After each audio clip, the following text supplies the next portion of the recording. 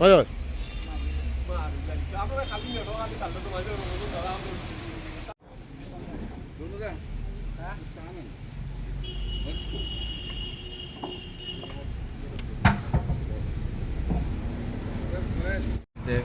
একটা অভিযান চালাই দুই জায়গাতে, দুখানেই আমরা সাফল্যতা পাই।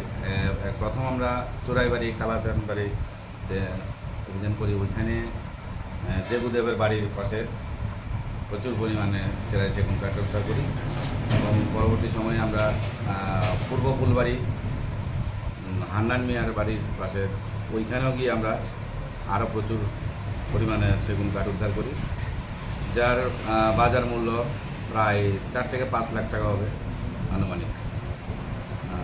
পাশাপাশি আমরা কালকে আরেকটা সফলতা পাই, একটি টুকটুক গাড়িও সিজ করি, যার মধ্যে প্রায় কাঠ ছিল অনেকগুলা। কত ফুট কাঠ হবে? টোটাল 4 থেকে 5 কাম। কাউকে আটক করতে পেরেছেন? না, কাউকে আমরা আটক করতে পারিনি স্পটে।